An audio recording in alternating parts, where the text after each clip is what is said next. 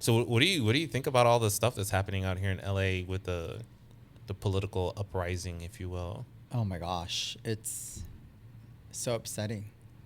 Like, I think about, just it's a deep hurt when you see it happening to people. Like, I watched this video yesterday of this mom being dragged out of her car and her daughter was filming Here in LA? here in LA, and I was just like, oh my gosh. And I think about like my own parents, who they are immigrants, and if I had to witness that at any point in my life, like how difficult that would be to process. Right. That's like lifelong like trauma. Yes. And then I think about like my own kids, right? Like having to watch this, and how do we explain to them like, oh, this is what's going on? Especially my daughter right now, she's 3 and she's so aware of what's happening. And she like is very observant, and she'll ask questions like, why is that happening? Or like, how do you explain that to a Yeah. 3-year-old that's not like traumatic? It's just Yeah. like it's happening, but it's not for you right now. Like, yes. And when she's so empathetic for a 3-year-old, like she sees other people crying and she'll say, why is she crying? Like, can I give her a hug? And you're that's like, adorable. Welcome to Fathernetics, Fatherhood Unfiltered. I'm Jamil. Welcome to the podcast. Do it. You can never find somebody do it like me. I'ma turn it all the way up, cause it kamikaze. Go ahead and try, baby. You are gonna see that you'll never ever find somebody do it like me. Hey guys, welcome back to the podcast. Today we have a fantastic opportunity to continue the conversation on fatherhood with someone who has perspectives from different parts of the country, certainly pulling a lot of information from different parts of the world.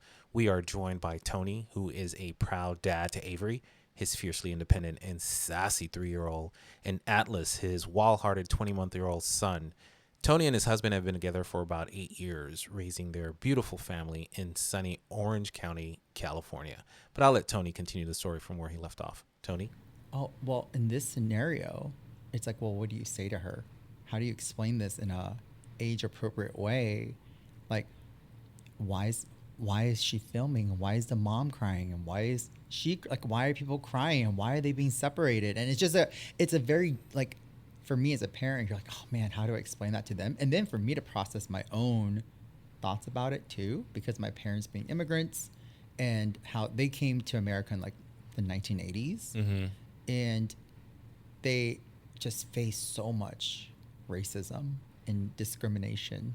I mean, at the time, there was this influx of Asians coming from like China and Taiwan, especially. And my uncle came first. Is that where are they Chinese descent, Taiwanese? Yeah, my parents are from Taiwan. Like Okay. they were born in Taiwan. Okay. But my grandparents are from China. Okay. So they escaped when in the 50s when the war was happening, the Civil War was happening in China. They left China and fled to Taiwan, right? Okay. So in that in itself, it's like they're migrating, right? And they're Right. finding refuge. Right. And when they go to Taiwan, like that's where my parents were born. And then in the 80s, when they all decided to pick up and immigrate to America for this American dream, for a better life for their kids and their future, and just hearing like my parents talk about their experience, like I didn't quite understand as a kid, right? I never understood why like people would tell us, oh, you should go back to China. Because like to me, I'm like, we're not even from China. Like, we're not from China. My parents aren't from China. That's a different level of prejudice, right? That's just the assumption based on the visuals. Yeah. I heard that all my life, right? And I heard like racist comments being made to like my parents because they were learning English. They spoke English, but they were learning those accents. And it's just all my childhood, I've seen that, right? So now as I process what I'm seeing on like right now. Now it's here. It's here. It's happening. Right. And I see my own child. I'm like, okay, there's just I feel some sorts of ways about it because I grew up in that environment too.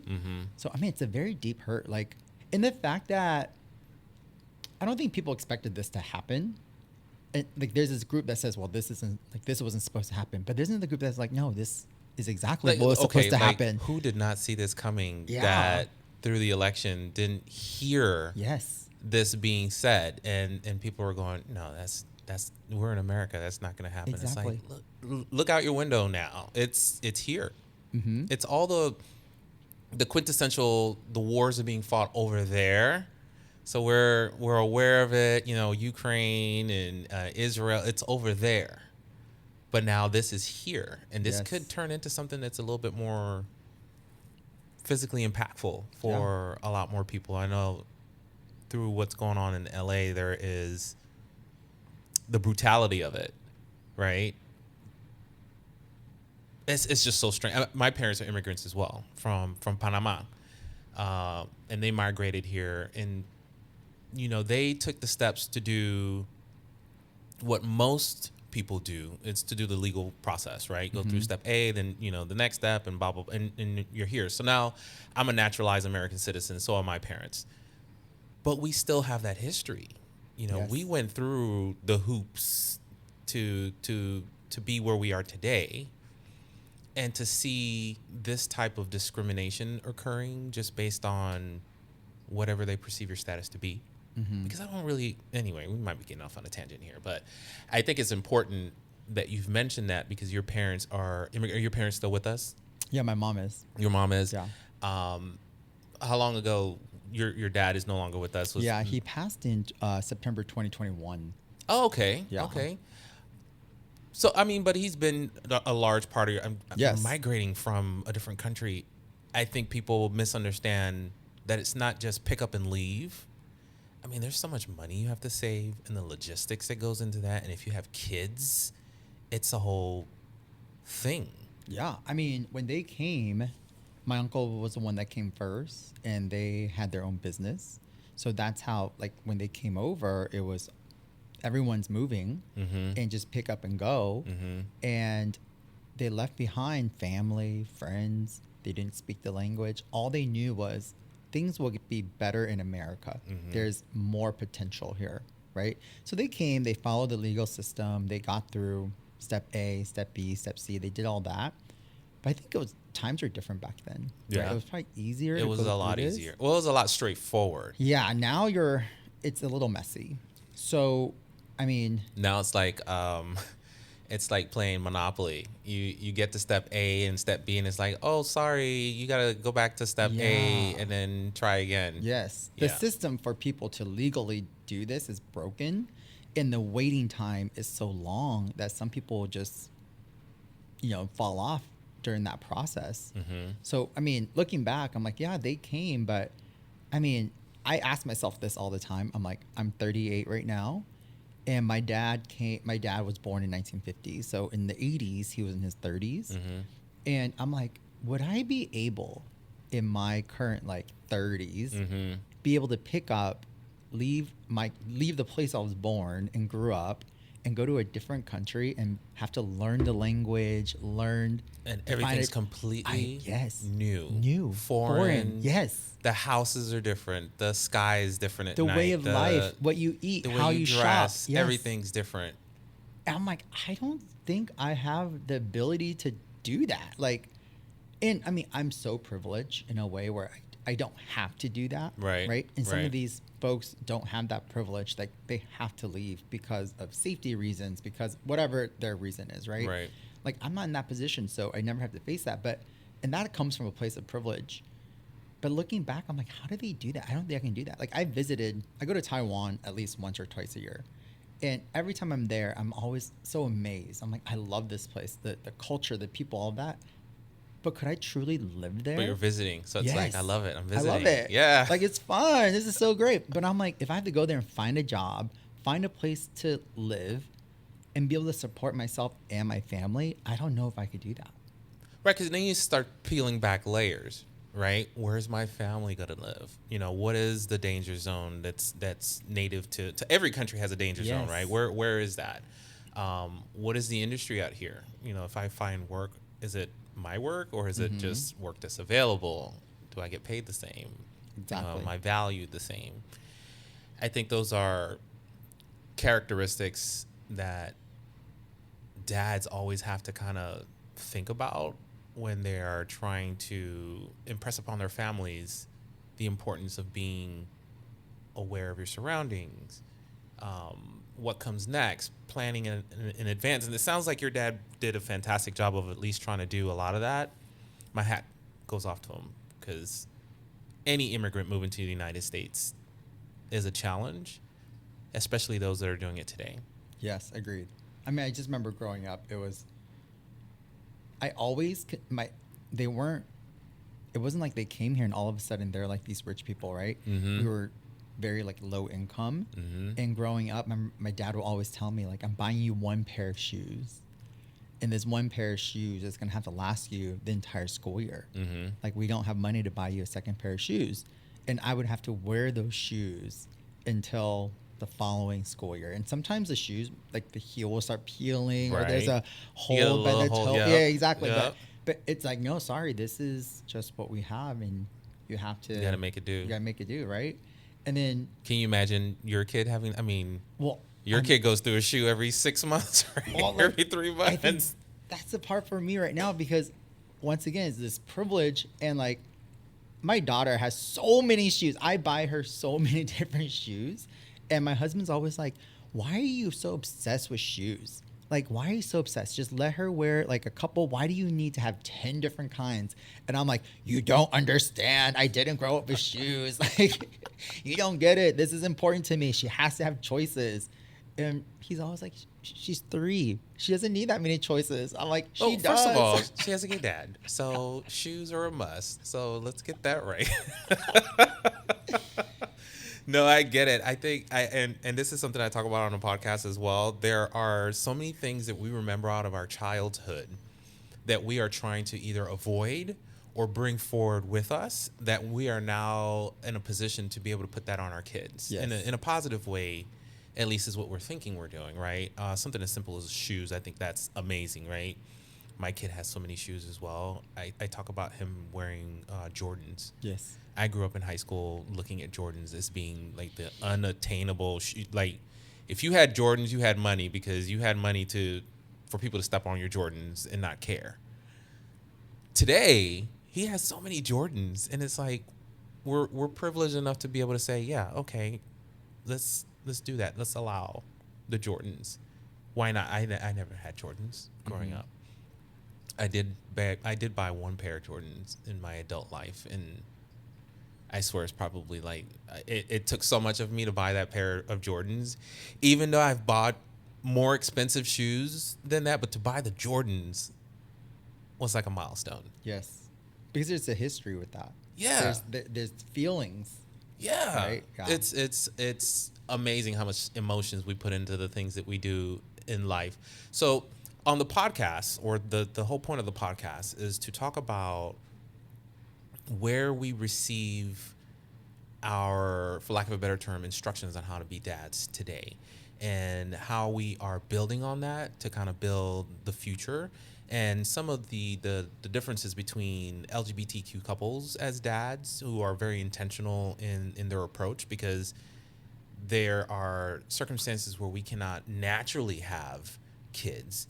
So the intentionality of saying, now we're ready to have kids, either requires a process, some sort of legal activity.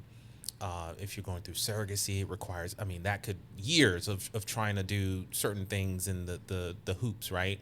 And how that's a little bit different from what we would consider a traditional home, where you could just wake up one day and all of a sudden you're pregnant. So I think that there are amazing webs to be woven, if you will, from what we've learned from our parents to who we are today, to who we could be tomorrow, to who we are teaching our kids to be, either fathers or mothers in the future. So with that said, what do you think are some of the gems that you've gotten from your dad that you use today as a father, that hopefully you wish to pass down to your daughter in the future? Oh man, this one is so hard, because I wouldn't say my dad and I had the best relationship. Fair enough. Growing up. Mm-hmm. He was always working. And part of that is because, going back to the immigrant, there's that scarcity. Like, everything is scarce, right? Nothing's ever enough. It's paper thin. Yeah, we can lose it any second. Mm-hmm. And that was the mentality that he had. And he was always so busy working. Mm-hmm. If you ask the younger version of me who lived through that, I don't understand, right? It's always like, well, why isn't he here? Why isn't he supporting me? Like, why doesn't he show up? And the current me looking back is like, well, he was doing what he could to support the family, right? My mom was working. They both worked. And Do you think he thought he was showing up by Yes. deciding, hey, I can't necessarily do this over here, but I'm showing up because I'm over here providing for that thing over there? yes, 100%. Okay. Yeah. I understand that today. I definitely didn't understand that living through it as a child, right? Like he was constantly working. He would miss, like, I remember I would be at a school event and all the parents were there and everyone's looking out into the audience and they see their parents, they see their faces. And I just stood there. I never saw my parents. And at the end of the event, the kids will then go to their parent and I would have to stand off to the side by myself. And then another parent will feel bad and they'd be like, oh, come, why don't you come sit with us? You can sit with us. And like that carried a lot of resentment, I think, as I was growing up. So knowing that, today I almost overcompensate for my daughter. Like this week they go to school, and this week both of the kids had like this special grown-up day. That's what the school calls it. And essentially it's a Father's Day celebration. And I had to go to work at a very important meeting that day, and I went to work and I said, hey, I need to leave today at 10. I'll be back at 12, but I have a thing I need to go to for my daughter's school. Right. And that was like a very intentional boundary that I set up. And I said, it's important for me to be there. And I'm willing to say that. If you had asked me before kids, like, no, I'm like, no, I got it. I'm in a meeting. I'm in a work. I'm in my flow. I'm in my zone. I'm going to just stay committed to work.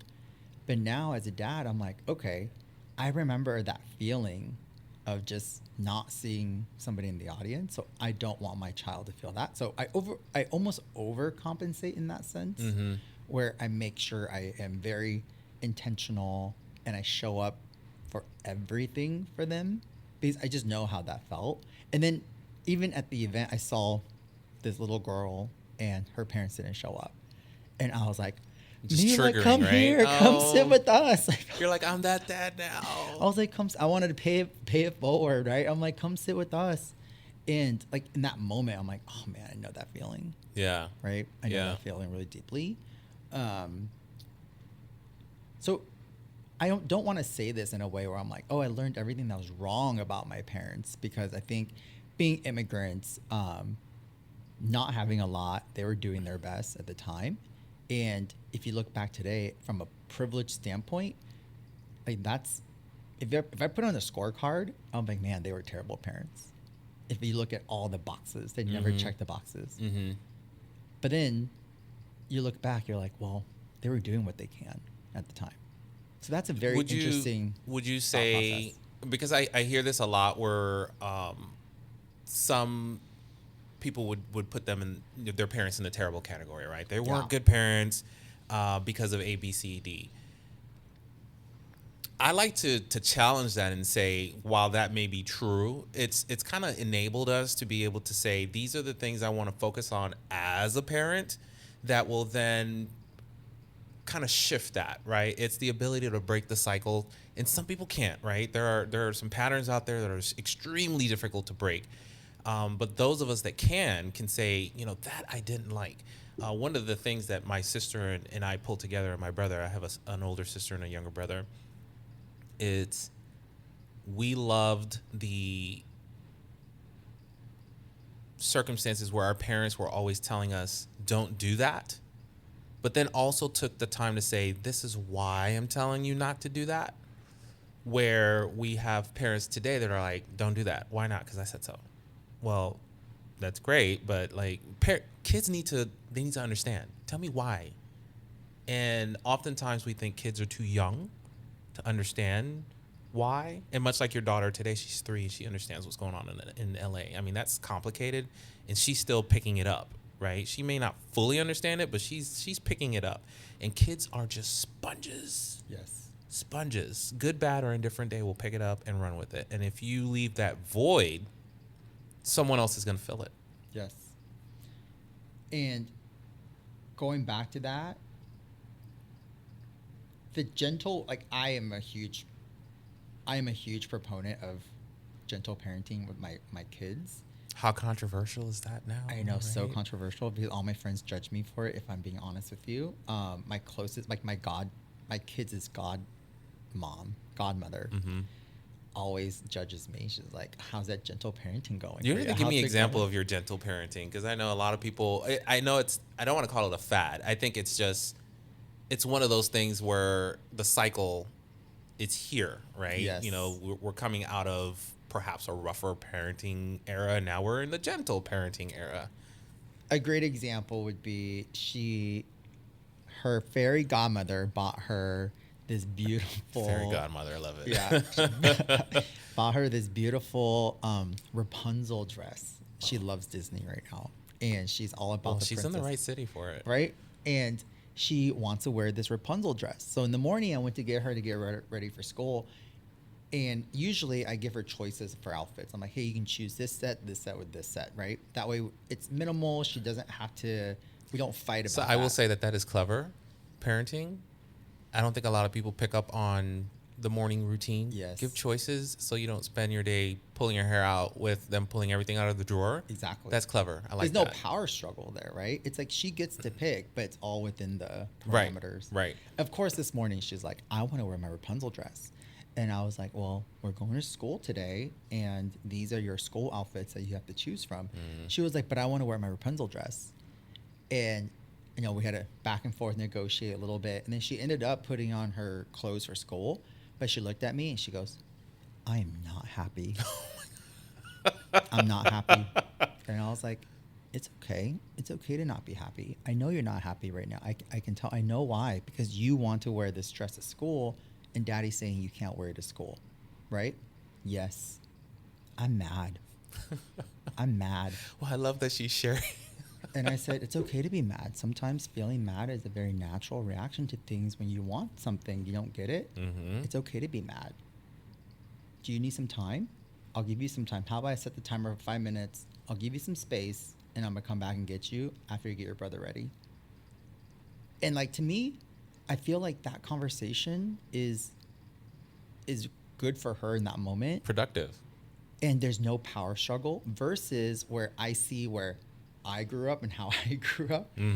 I can't tell you how many times I heard my mom or dad say, just get over it, get dressed, let's go, right? There are no options. There's no like validation of the feelings. There's no like trying to connect, understand how they're feeling and why they're feeling that way. And I think that's important for kids to feel like you as a parent connect with them and you understand where they're coming from. That empathy is really, really important, and also teaches them empathy too towards others, because I think she sees that even when her brother is crying, like she would say like, Alice is crying, like he needs some water to calm down, or he needs some space. And she's able to do that at such a young age. Picking it up. Yes. And I'm like, okay, this is great, because she's able to process and regulate, and we can co-regulate.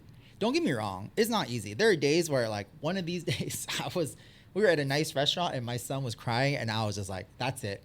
We're going into the car. I pulled him out of the restaurant and we're sitting in the car for the rest of the meal. They're hard days. Yeah, I mean, Definitely this hard days. intentionality, right? Yeah. It's not the true definition of the word is you have to think through it before you can execute. So on some days you just don't have the capacity to do it. Yeah. And And kids will do that. My husband isn't as good with this piece. He grew up in China, and he was part of the Chinese one-child policy. So his parents only had one kid, and they sent him to school like far away from the home. So he So like boarding school type situation. Yeah. And he was really by himself for quite a bit. And the frustration that he gets with her sometimes, you can tell. And then once he's frustrated, she gets frustrated, and they both just escalate each other. It's a crescendo. Yeah, it's so interesting to watch, because I try to respect the space, and I give him the space to process that with her. I mean, nobody likes being told what, even your partner, right? Nobody likes being told how to parent. Jump in. Hey, Yeah, hey, yeah. Wait a minute. You gotta you gotta give them that space to kind of figure it out and figure each other out. But it's so fascinating to watch, because I see her like with me, it de-escalates really quick. She gets into her tantrums, but it'll de-escalate. But then with him, like it just gets worse and worse and worse, and it just escalates to a point where she'll run to me and she's like almost tattling and like, "Daddy won't let me do this. He won't let me do that." And you're like, "Oh, that was so interesting how we got here," right? And that goes back to how his parents were too, and it's just us really trying our best to break that generational trauma. And I mean, we've talked about this too with our other friends who naturally conceive, and you view your kids differently, right? Because I mean, if we're gonna just, for transparency stakes here, like we paid a ton of money for medical, legal. So I was just just going to to have ask you one. about your journey through that too. So I think Yeah. this is a good segue of how your kids have come to you, for lack of Yeah. a better term. We started this process probably in 2018, and I mean, just the amount of money it took to get an agency, find an egg donor, go through the medical clearance, do the legal paperwork, do the egg retrieval, and then having to like create these embryos, right, and testing them, and then finding a surrogate, and then only for the surrogate to not be the right fit for us, and having to find another surrogate, and losing 3 embryos along the way because they didn't take. Right. And that emotional roller coaster of that. I cannot imagine. Like that was Like, I know nothing about this process. So every time someone tells me, it's always a little bit different, but it's like, wow, like, yeah. The emotional roller coaster of, is it going to happen? Is it not going to happen? And the amount of roadblocks that we hit along the way, or the amount of obstacles that we hit, that we had to like detour and go, okay, here's a legal situation we're facing. Now we have to seek different counsel. Or like, oh, the egg retrieval process, this happened. And you're like, oh man, like no one told us. Like we didn't know that potentially these things can happen. In our head, it was very linear. I mean, you read about the different things, but you're like, okay, what no one understood the likelihood of that happening. So when we did this, like, we hit all these roadblocks. And now for a brief break. This is Elysium, a novel about legacy, identity, and an unexpected love that changes everything. Eli is a smart, guarded, and grieving individual. He thinks he's on vacation, but when he meets Rafa, an island local with a sharp wit and a quiet strength, something shifts. What begins as a simple chemistry becomes something deeper, more dangerous, and impossible to ignore. In a world hiding more than it reveals, their connection becomes both a lifeline and a risk. Elysium blends near-future mystery with an archingly real love story, a slow burning that explores grief, identity, and the way love finds us in the wreckage. Available now on Amazon, search for Elysium by Jamil Mayers, or visit jamilmayerspublishing.com for signed copies and an exclusive extra. For the journey on Instagram, follow us at jmayerspublishing. And now back to the show. And that was tough, right? I think financially it was tough. I think to have our firstborn, we probably paid $200,000 in cash. Incredible. Yeah. And a lot of people don't understand that, because when they think, oh, having a baby and the cost of having a baby is paying for delivery and the hospital bill and insurance covers it. Well, when you have a natural childbirth, right? Yes. You don't really look at the bill except for No. what you have to pay, which is very minimal. Yes. But for us, like we pay But everything that's out of pocket. completely different process. Yeah, like insurance doesn't cover surrogacy. So it was a financial like investment upfront that we had to put into an escrow account and prove that we have the funds for us to move forward. Right. And then every month the surrogate, they'll go in and they'll like take the money out of the escrow account and pay themselves with that. So like that journey was so long. We started in 2018 and our daughter was born in 2022. Wow. Yeah. So it was a long journey. And Wait, so how did you How did you come to understand, or did you come to understand what that journey could look like before you even started? Was there some sort of a group, a different type of maybe another couple that went through the experience? Was there a book that you read, or perhaps there wasn't any of that available and it was really just kind of fumbling around in the dark? Yeah, we definitely had support groups and we knew people who have done this in the past. Mm-hmm. But because everybody's journey is so different, Mm-hmm.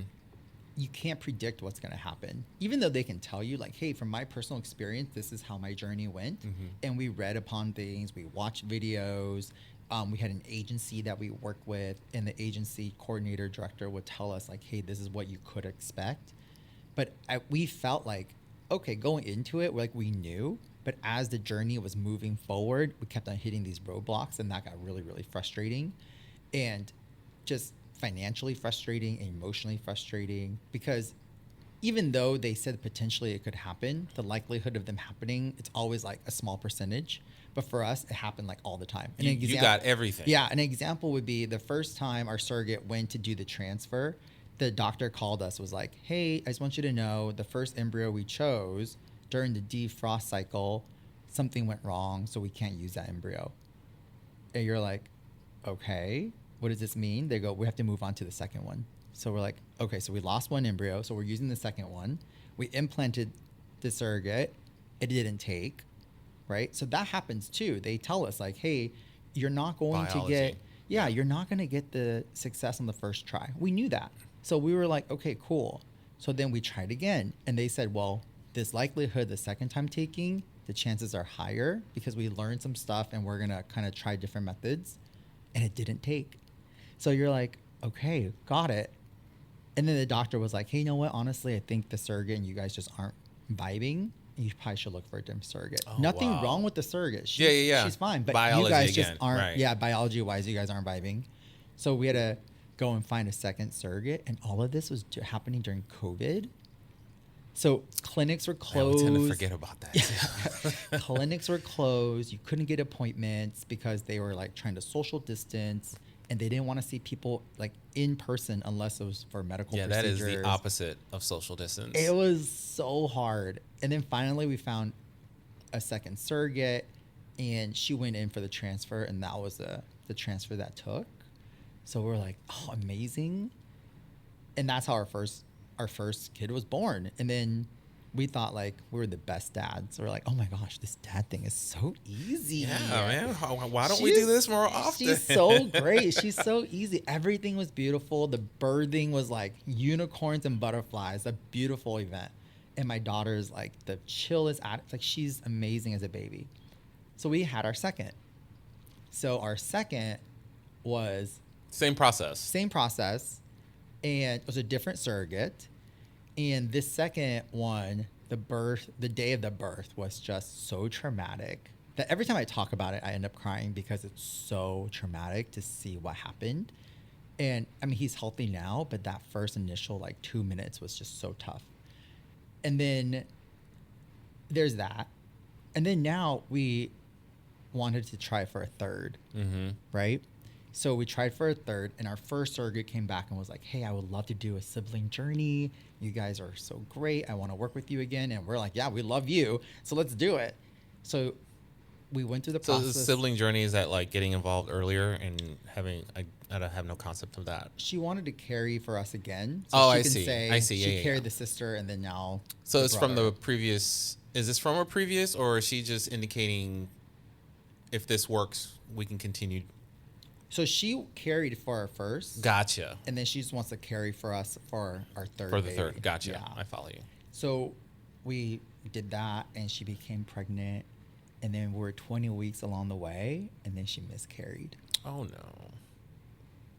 Who would have thought that would happen after 2 successful runs? Mm-hmm. And once again, it's like another roadblock. It's another detour. And all of this happened, and you're just sitting there going like, why? Like, she's a professional surrogate. Like, she's done this before. She's done it for us. She's done it for other people. And nothing she did wrong. She didn't do anything wrong. It just happened. It's just uncontrollable events. Exactly. Yeah. And it's so sad. and so devastating for us. And in that moment, we're like, how do we process this and how do we move forward? And then also for her, like, how do we help her process and help her move forward? And what does the way forward look like for everybody? Right. So that was like another roadblock for us. So these are the things that we go through, and we appreciate the pregnancy and we appreciate the babies. I mean, everybody appreciates their babies, right? I feel like, but for us, it's like even more. I mean, yeah, knowing the struggle, it's like this miracle. Yes. A lot of people use that word, right? My child's a miracle, and I think even I do that when people go. I'm like, oh, okay, yeah, your child's a miracle, without knowing the background. Yeah. I mean, and once again, that just shows you everyone's journey is different, mm-hmm. and the struggle is different for everybody. And what may be a struggle for you may not be a struggle for me, but my struggles are different than yours, and that's okay. And they're both real. They're both validated. Both real. Yeah. Yes. Did you experience any challenges going through that process at any given point that was more LGBTQ geared? Oh my gosh, yes, so funny. So at the time we started this, the surrogate was pregnant, mm-hmm. and we were already in the process of doing our paperwork and doing our birth order. And this birth order is important because it has to go through a judge, mm-hmm. it has to be signed, and that paperwork goes to the hospital and says, hey, once this baby is here, these are actually the parents, not the person giving birth. It's actually these two people. So legal rights. Yeah, legal rights. Parental rights. Mm-hmm. Birth rights. And the surrogate lived in Texas at the time, and we live in California. Was she in Houston? She was in Houston. Oh, yeah, nice. She lived in Houston. And so the lawyer's like getting the stuff ready, and then she emails us and says, hey guys, we're about to go petition at the court for you to get this signed off. Everything looks good. We've done this before. This looks great. Can you just do me a favor and send over your marriage certificate? Because in the state of Texas, you have to be married to do this. And we're like, we're not married. And she was like, I'm sorry, what? I'm sorry, what? Maybe we should have asked earlier. I was like, I didn't know. In California, you don't need to be married to do this. And she was like, that is correct. However, the hospital you're giving birth at is in Texas, and their state law is you have to be married. And we weren't married. And I don't know, we honestly had plans to like get married mm-hmm. officially. Mm-hmm. Well, I mean, that's a whole different journey in itself, right? Exactly. So this was 2021, COVID, and nobody was, like, courthouses were closed. Yeah. You know how we got married? Was via Zoom. Okay. Like, that's very new age. The courthouse had us on Zoom, and there's a person on the other end, and both of us is sitting here at home, and she's just reading up, and we're like, yes, I agree. She goes, okay, congratulations, stamp. We'll mail it to you. Very clinical. And I was like, did that just happen? I think that. Does that feel like a core memory?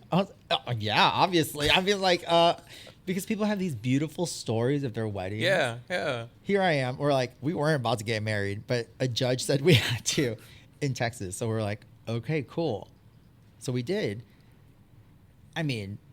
So did you guys get married in anticipation of trying to fulfill this need for the surrogacy in Texas?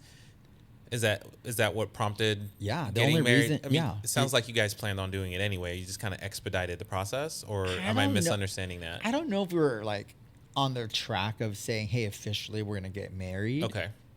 But because of this judge ordered like thing, you're right. The lawyer was like, you guys have to get married. So we're like, oh my gosh. So we're scrambling, trying to get an appointment, trying to get like this marriage license. And I think that was a very, very traumatic time because we both looked at each other in COVID like, how are we going to do this? They're not open. No one's doing this. You know, you telling the story, what pops into my head is the old school mindset of, you know, when the girl gets pregnant, they're like, oh, now you're going to have a baby, so now we have to get married. That's what has to happen now. That's what popped into my head. But obviously for there was a period in time where it would not have been possible to get married, period, as an LGBTQ couple. So it's kind of interesting that in today's day and age, it can happen quickly. And, you know, a strap on to that is that Texas recognizes it, because Texas is very red state. Houston is blue, but Texas in general is red.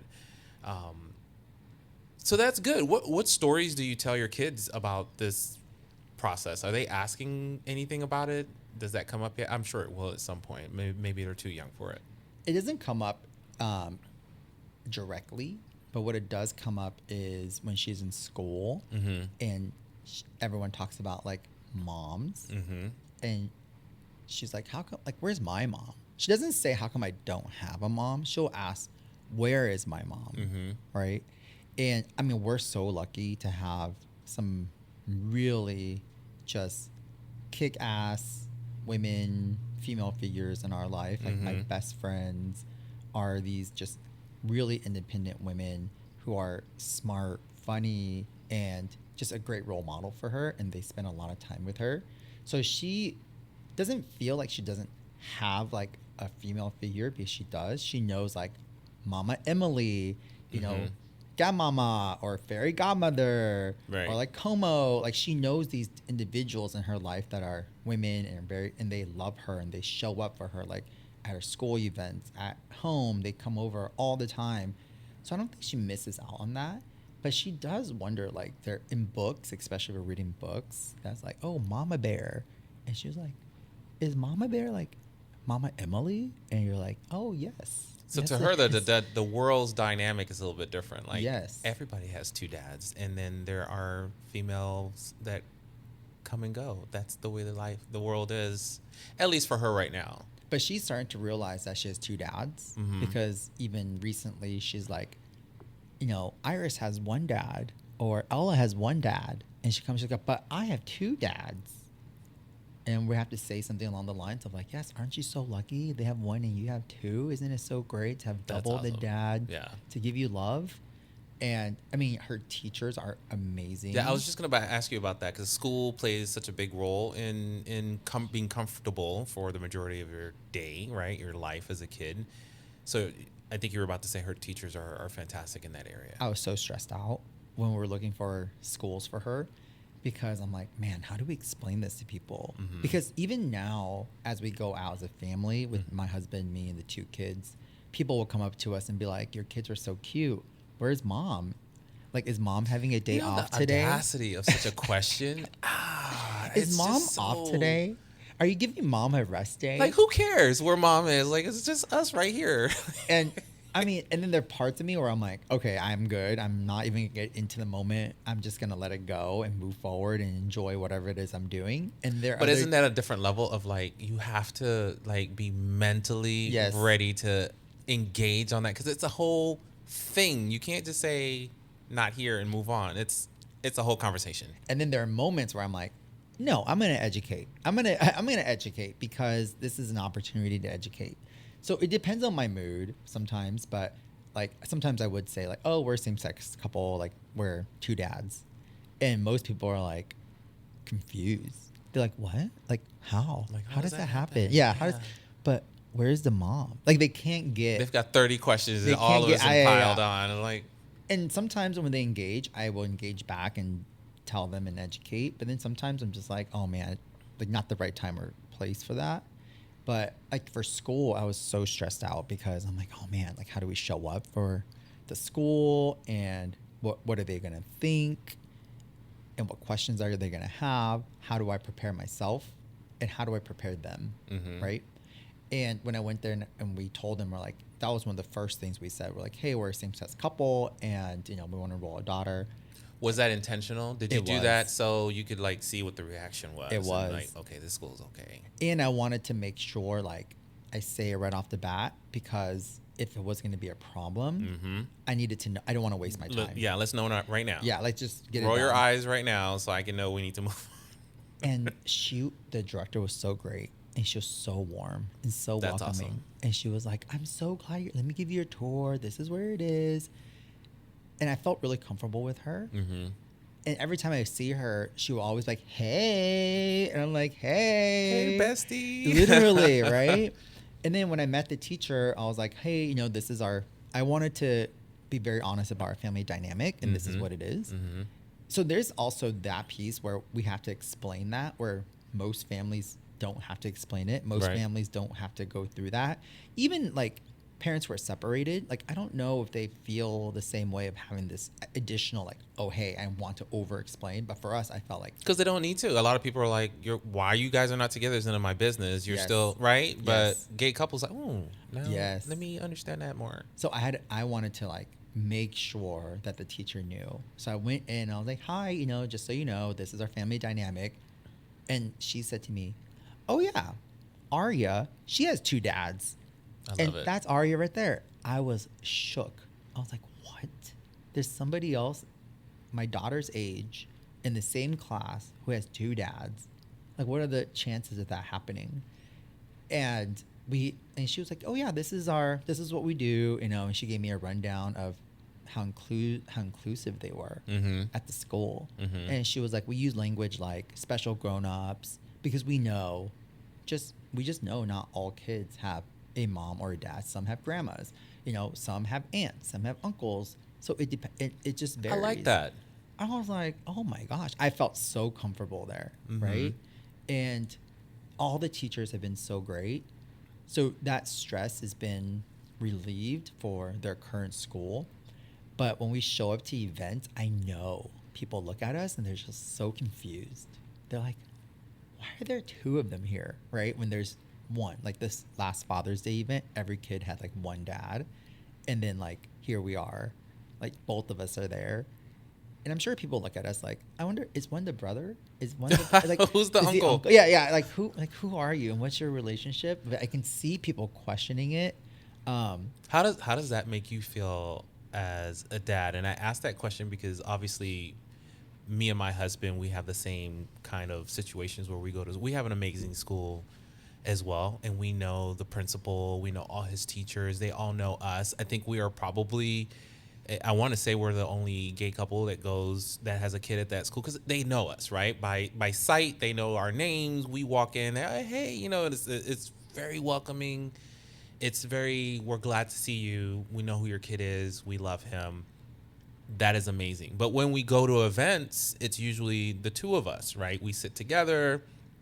We stand up and cheer together. You know, we are all, you know, Jacob's waving at the 2 dads. And to boot, you know, we are a multiracial couple. Nicholas is white. I'm black. Jacob is a mix of the 2, but he has red hair. So he stands out, right? So it's one of those like family pictures, like what's going on here, right? So what's happening in that photo? Who is? Yeah. So we do get a lot of that, but I think Nick and I, at some point, have decided we're going to walk into all of that with a high level of pride to say, yeah, we are different. Look at how society is changing and evolving, and including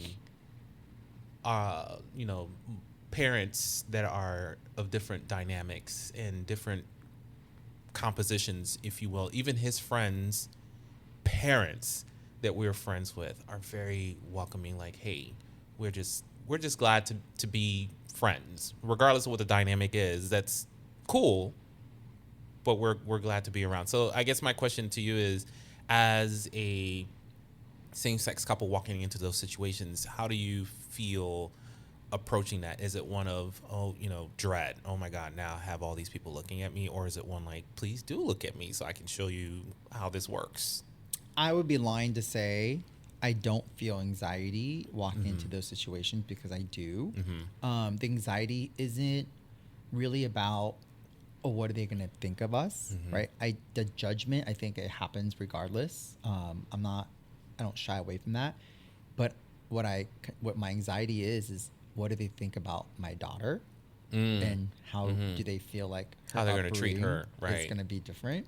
So I do feel that. But him and I, we pretty much align with when we walk into those scenarios, even not only at school, but in restaurants, at the mall, at Disney, wherever we are in the physical space, that we normalize it.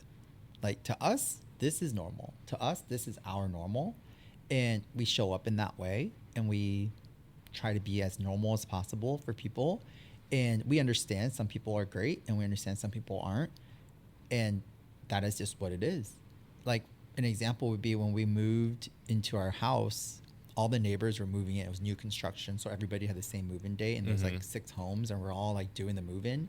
And we met our neighbors, and we're like, hey, and she was like, hi. And we're like, oh, this is, so-and-so. And she was like, oh, are you guys brothers? Are you guys brothers? And we're like, oh, no, we're married. Like, he's my husband, same-sex couple. And she said, oh, great. And when they say that, are you thinking in your head, like, do we look alike? Like, we're Literally. like, do we look like we're brothers? Literally, like, right? And then I'm like, we don't even look like each other. And then she's like, oh, I can accept that. She said that. She was oh, like, nice. She's like, oh, I can accept that. And a part of me was like, Not great. that she needed to, but. Yes, exactly. A part of me was like, okay, I'm glad that there's not going to be any like issues. Right. But then the fact that she said, I can accept that, it was almost as if like we needed permission. Right. Right. That's exactly what it sounded like. Which we don't. Right. We don't need permission to be ourselves. We don't need permission to be authentic to who we are. We don't need permission to like live where we want. But it was interesting when she said that. And then she didn't say it from a bad place. She actually said it from a reassuring, like... Yeah, she was like, trying to be nice. Yeah, I'm right. welcoming you. But that was just like a moment where I'm like, okay, we need to show up more intentional and just be more purposeful when we go to physical places so people know our relationship, right? And I mean, everyone else in our neighborhood has been great, and everyone's so, like we have some of our really good friends who are our neighbors who are now good friends, and they support our kids, and they come over and they do celebrations with us. They're just like part of our day to day. But I mean, yeah, it was very, especially when we live in, even though we live like in Irvine, in Orange County, it's California. I love Irvine. It's great. It's lived amazing. there for 3 years. Family friendly, Irvine. great schools, but it's a little conservative, right? It's very nuclear family, very traditional values, and we're like, is this going to be okay, right? And so far, it's been great, and so far we've been able to navigate these things. But I think as my daughter gets older and my son gets older, people are going to ask, like, why do you have 2 dads? And I mean, I'm hopeful for the future. I'm really like optimistic that kids in the future will just be very accepting of regardless of how the family dynamics are. But I mean, I know they're going to ask, because there are days when I go pick her up at school and the kids will see me and they're like, oh my gosh, Avery, Daddy Chen is here. She calls me Daddy Chen. She's like, Daddy Chen's here. And all the kids know me as Daddy Chen. And then when my husband goes and picks her up, they're like, oh, Daddy Jay's here. Like, they all know him.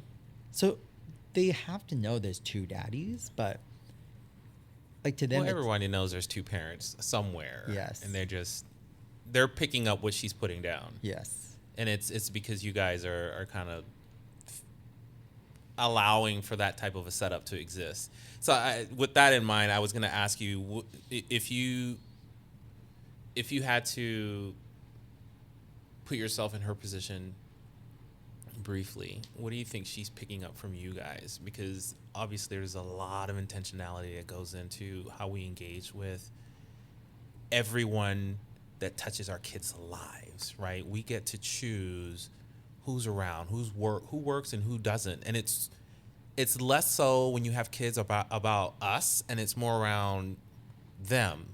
Does this individual exude what we want them to be picking up or not? And then they're either excised from our lives, right, at some point, or we pull them in closer, right? So what do you think she's picking up from you guys based on that? There's a lot of love and support for her and my son. Like, they're surrounded by... And your son, yeah, I keep I know. I keep we're forgetting focusing about on him her. too. I think it's because he's so young, right? He's still tiny. getting there. He's still getting there. But she's the one that's like, she picking processes it up, it, right? And I mean, we have people around all the time, so she feels very supported. Mm-hmm. She feels like there's a good support system for her. I think that's really intentional for us to do. Community. I Yes. talk about that too, how LGBTQ couples are really good at building communities. Yes, like that's very purposeful. Mm-hmm. And I try to surround her with strong female figures to show that she has multiple mom-like figures are out there that she can go to for different things, and they're all personality-wise so different. And she gravitates towards them and behaves with them differently as she interacts.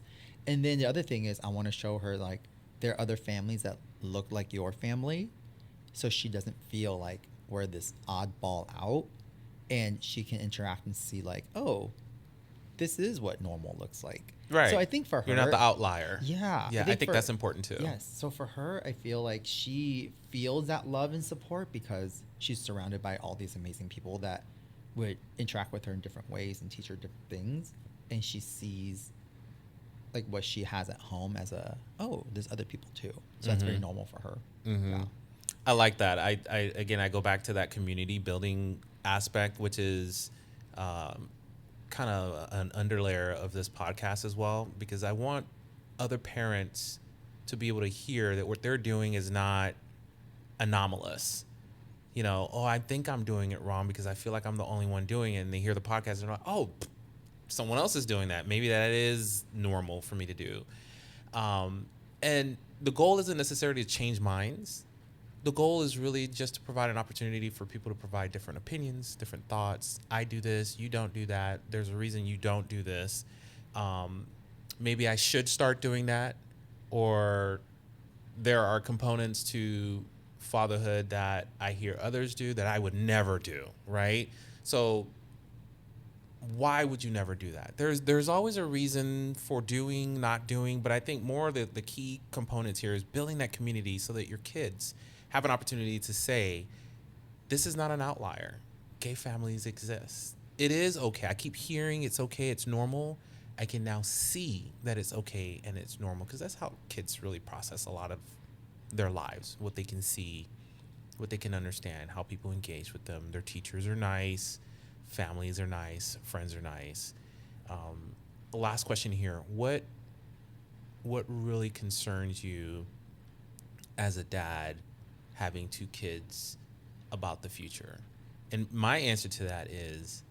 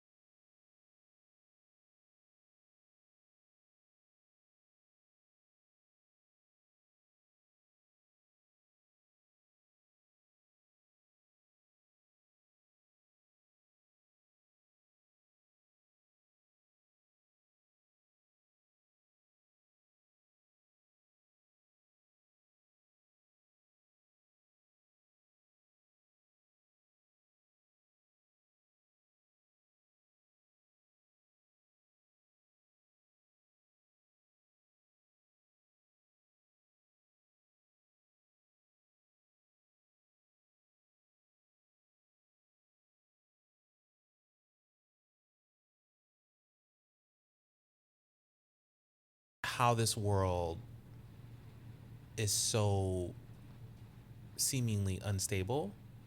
It's kind of like what we have now is almost like a sweet spot. I don't know how this is going to progress in a positive way, or if it's going to revert into something that's really kind of scary. Things like school shootings and the drills. I mean, my kid's 12, and he has, I think it's twice a year, he has active shooter drills at his elementary school. So it's like it's stuff like that that scares me to no end. Where before having a kid, it's something that happens over there, and yeah, that's scary, but it happens over there. But I have a kid, so now it's happening over here, and it scares me to death. So what are some of the things that you would be concerned with as life progresses for you as a dad? So many things. I can't sleep at night for all my anxiety that I have with this kind of stuff, you know? No. Like, to what you're saying, my first time touring the There's school. medication for that. I know, I know, seriously. My first time touring the school, I asked the director, I said, hey, I have a probably, not a fun question to ask, but do you guys have a procedure or policy in place for in the event there's an active shooter? And she was able to articulate what the steps were. Nice. A part of me felt, okay, cool. But another part of me is like, the fact that you have such a clear policy around this or procedure is crazy to me, because we're talking like, these are babies. Babies. They're not high school. These are babies. It's like the beginning of elementary school. Yes. Well, she's 3. That's preschool, right? Yeah. So I'm like, oh my God, right? I mean, there's that. I think the other part is obviously the discrimination that she might face in the future with friends. Not everyone's going to be accepting, and we know that. We're not, living in this bubble like, oh my gosh, everyone loves us. Like, we know that there's going to be a time where somebody says something hurtful to her about her family dynamics, that we're going to have to address, right? Another thing that stresses me out is how other kids treat her, not because of her, but because of what they feel of us.